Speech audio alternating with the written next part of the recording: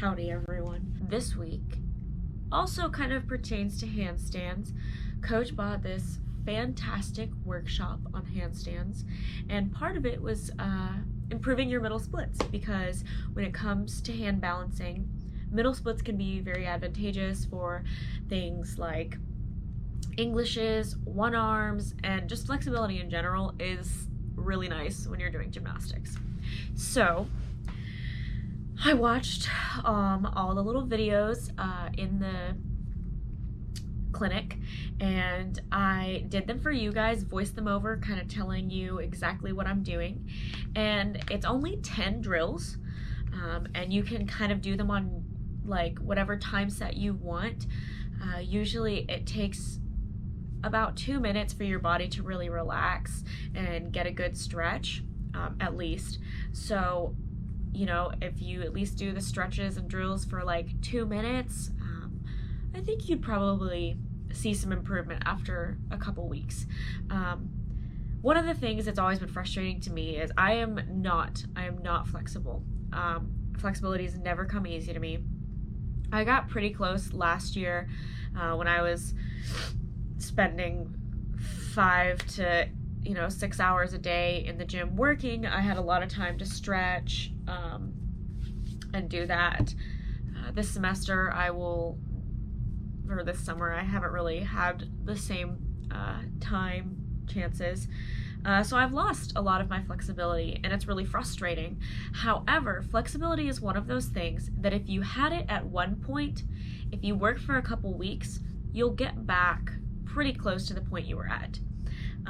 Just taking the videos for you guys, actually, I felt a good stretch. I felt improvement. I'm actually not super sore this morning, which is, I guess, kind of good. Means I can stretch more. But honestly, it was a really good stretch. You also get a little bit of a workout. There's some dumbbells involved, but you can really use any weights. I used to work out with jugs of tea, like gallon jugs of tea. So yeah, I hope they make sense for you guys, and that you try them out, because again, it's a really fantastic program. Coach has the team members working on handstand challenges right now. Amy and Mariana got on our page, and Tim also got on our page, on our Instagram page, so go check that out. We have a lot of very talented handstand people on the team, and I'm very excited to see what else they can do.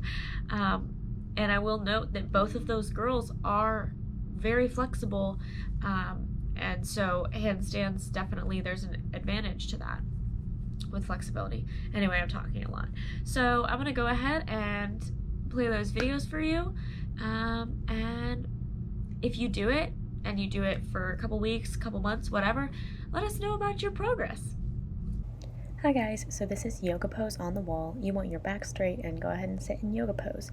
I am using 12-pound dumbbells here, but get a weight that's suited for you, heavier, lighter, whatever. You're going to let the weight push you down, and then actively using your glutes and your hamstrings and your hip flexors push up, and then relax and let them go back down. I'm not pushing the weights, I'm actually using my muscles to pull my legs back to the ground. And then repeat this up and down for however many sets you like. If you're not super flexible and this is a little too difficult, put a yoga block or something under your butt to give you a little height, and then repeat the process like this. If you're super flexible, you can put a yoga block between your feet, making your feet higher than the floor, wherever it is most comfortable, like so. I look a little awkward here. You can do it like that, or you can flip the block on its side and simply have your feet on top. This next one is called horse stance. You're going to go heel, toe to a comfortable width and squat down. Your toes can be facing out. You want to be pushing those knees out. You can have a little arch in your lower back, but squeeze your butt and keep that back straight. You can repeat this process going the same width or a little bit further. Keep it close until you see improvement. So I went further out, heel toe, and deep squat. Remember, back straight. Your lower back can have a little arch, and squeeze those glutes. This next one is the horse stance squat. Find a weight that's not too heavy, not too light. Get in that squat. I do need to be a little bit wider with my stance. My knees are going over my toes. You don't want that. And you can hold for 3, go up, hold for 3, go down. This next one is how to correctly under a side split. You want a pretty slippery surface. You can do socks on a hardwood floor. Lean forward, weight on the chair, twerk your butt out, and slide down. You want to be squeezing your butt and hip flexors and keep your weight on your heels. Here, be on a little grippier surface, go down to a fixed distance. I actually changed my distance in this, sorry about that. But you want to squeeze everything, let gravity do the work, release, breathe normally during this, but repeat this a couple times, keeping at the same distance. So this one is actually going further down. The last one I was supposed to keep a fixed stance. I didn't, sorry about that. So you want to squeeze, go against gravity, and then slide down a little bit. Keep doing this till you reach your limit. So slowly go wider and just resist gravity, squeeze everything, squeeze those hip flexors and your glutes. This next one is called peeing dog. You want to go opposite, so I'm doing my left leg, so my right arm goes down. You want to lift. Do not rotate those hips up like this. Do not do this. Keep those hips in. It's hard. I'm not very flexible. Lift as high as you can for 3, and then lower, and continue to do this till you get higher. This is another variation on the peeing dog. So again, opposite leg. You want to lift and try to extend. Again, I am not very flexible, so this is not very high.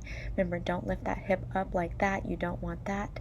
You want to go straight out and straighten the leg. Hold it for 3 and come back. You can see me shaking. This is a standing tilt. You want to use the chair so you can focus on your leg and not balancing. You want your leg to go straight out to the side.